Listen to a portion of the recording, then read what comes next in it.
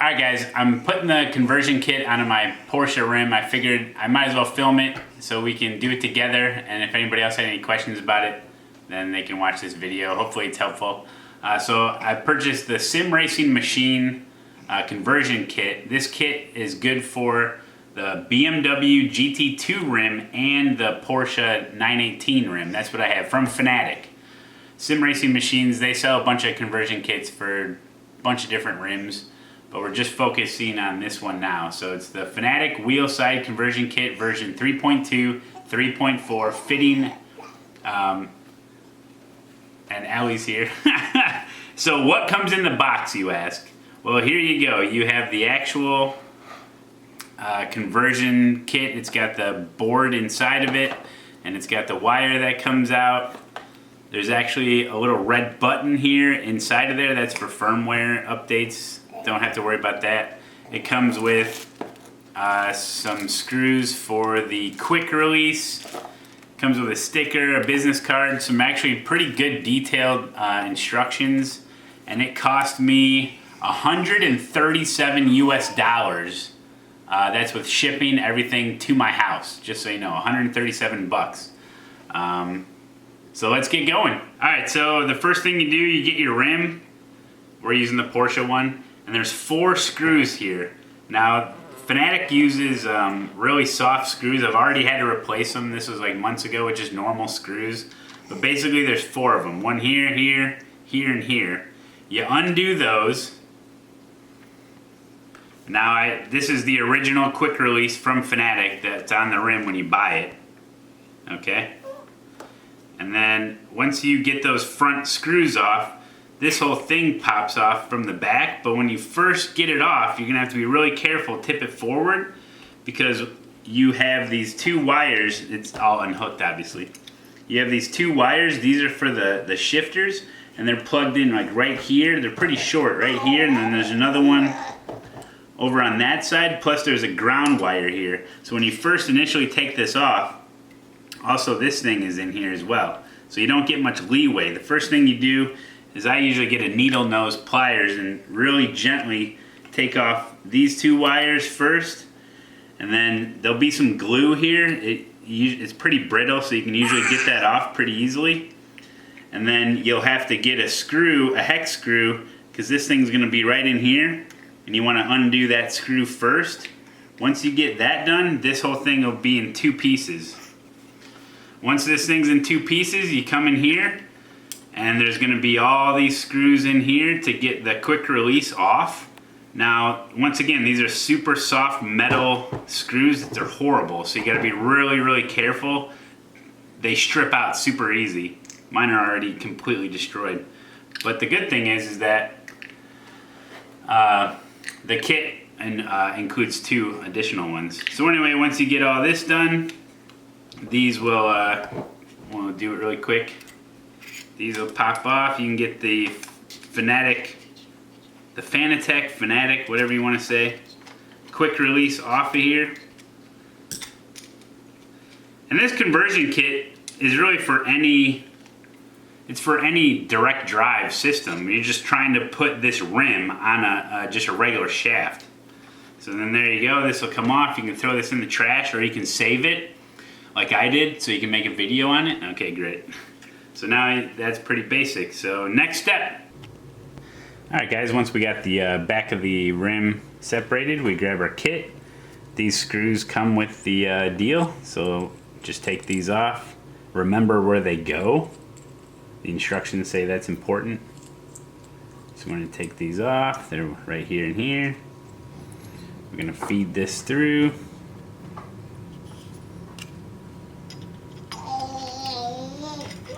Put this on here. Now you want it obviously orientated so where the cord is at the bottom of the rim.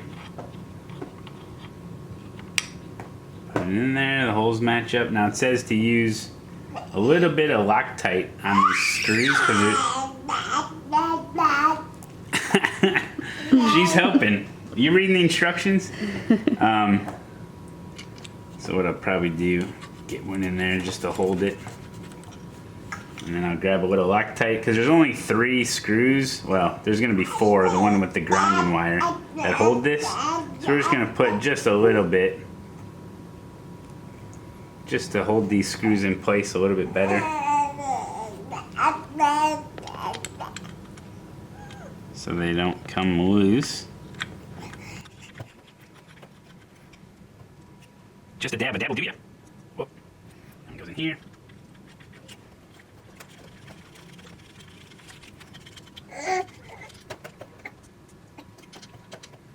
That stuff stinks. Get in here. Tighten them up. Just until it's snug. You really don't want to strip these out, especially these new ones. I don't want to screw it up.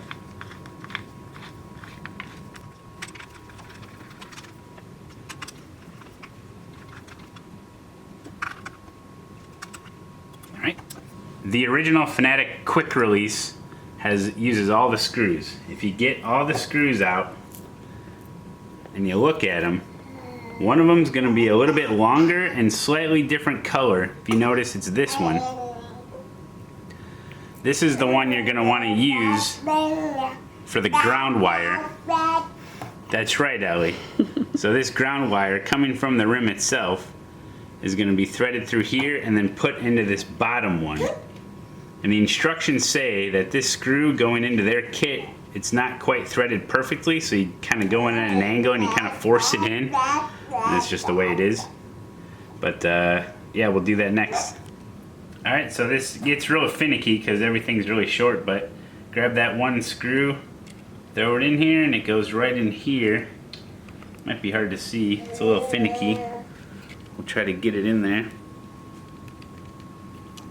It goes in there. It's probably gonna take me 20 minutes to get this thing in here if I can get it started here. If I had a third hand, that would help. Let's see if this is gonna work. Oh, shaky Malone. No, not in there. I'm gonna break something. Oh no. Up.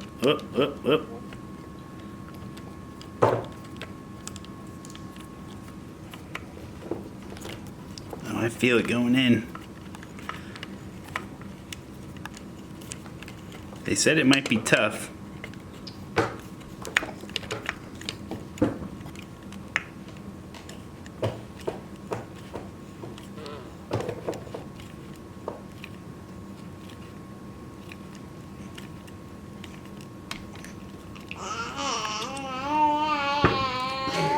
It's about as far as I can get it. It looks tight.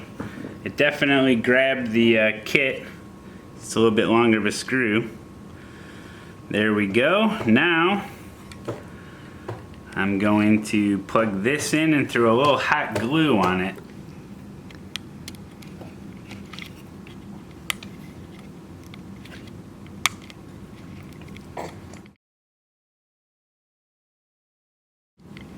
Alright, looks like it's in.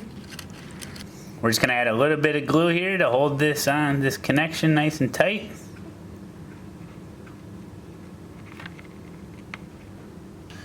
Make sure, yeah, it's touching. We'll let that dry.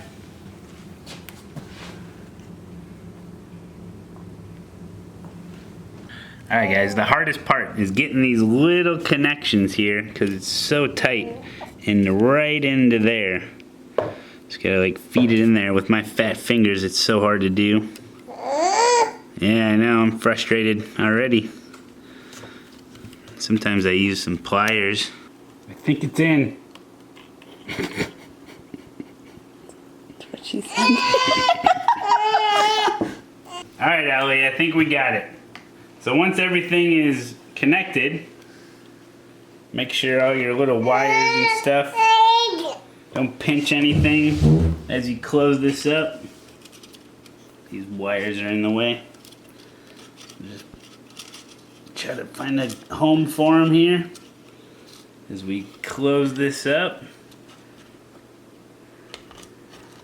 Don't force anything. Feels like I'm forcing something. I think it'll be alright. Alright, flip it back over, install your screws.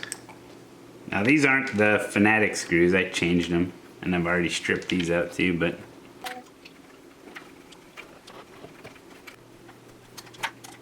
Now we can tighten these up good. Well, it's pretty long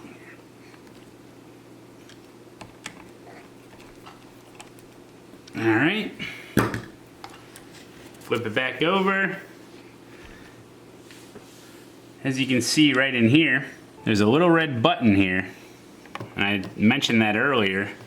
If you stick something in there, this is a way that you can update the firmware for this.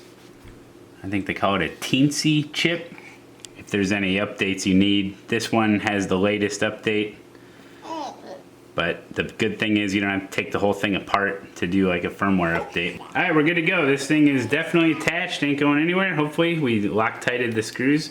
Now this is a quick release from SRC, which is not SRM, where the kit came from, but a lot of these quick releases are universal, so this fits right on there, no problem. You can orientate it any way you want. Let's do that. Throw in your screws. They provide screws, but I already had some.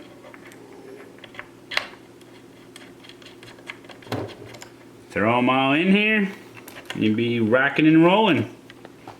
Now, at this point, before you put this on, you can go ahead and plug it in and make sure it's recognizing, make sure it's working. But we're gonna go the overconfident route and just assume it's gonna work. Guys, so there you go. We installed it. Hopefully it works. Hopefully I didn't pinch any wires. And yeah, got it all tight here. Basically all this is for, if you have a direct drive system that has just a regular shaft, this is basically just a conversion, so you can use all the buttons on your rim. This is just, I mean, they make a bunch of conversion kits for different rims. This one's just for the BMW and the Porsche rim that I mentioned, but I'm sure basically installation is exactly the same. So now when we plug this in, we'll have full functionality of the rim, and away you go. So hopefully this helps someone, because it's pretty niche kind of stuff here. So hope you enjoyed it, and hopefully it works. And yeah, we'll be back racing on Tuesday. Right? Yeah.